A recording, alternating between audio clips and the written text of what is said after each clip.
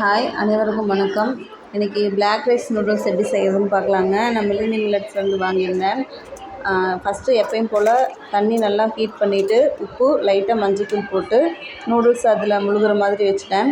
ஒரு 10 நிமிஷம் அது வெந்துட்டுருக்கட்டும். அதுக்குள்ளே பேன் வச்சு கடுகு கருவேப்பிலை போட்டு தாளித்து விட்டுட்டு கட் பண்ணி வச்சுருக்க பெரிய வெங்காயம் அதை போட்டு நல்லா வணக்கி விட்டுக்கணுங்க.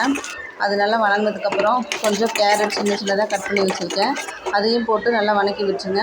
அடுத்து பீன்ஸ் அதை பரட்டி விட்டுட்டு லைட்டாக உப்பு மஞ்சள்தூள் போட்டுக்குங்க. போட்டு நல்லா பரட்டி விட்டுருங்க.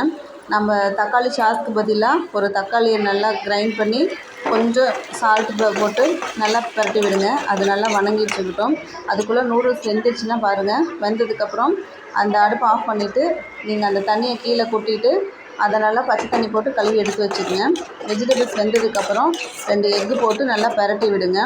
நூடுல்ஸ் பச்சை தண்ணி போட்டு கழுவி வச்சதுனால தனித்தனியாக இருக்கும். அதையும் இந்த மசாலாவோடு சேர்த்திட்டு அந்த மில்லட்ஸ் பாக்கெட்லேயே அதுக்கான மசாலா இருக்கும், நூடுல்ஸ் மசாலா, அதையும் போட்டு நல்லா பரட்டி விடுங்க. மசாலா அந்த வெஜிடபிள்ஸ் எக்கு எல்லாம் நூடுல்ஸில் நல்லா பைண்ட் ஆகிற மாதிரி ஒரு பரட்டி விட்டுட்டு ஒரு 10 நிமிஷம் வச்சுட்டு நீங்கள் சர்வ் பண்ணிங்கன்னா டேஸ்ட்டு சூப்பராக இருக்கும்.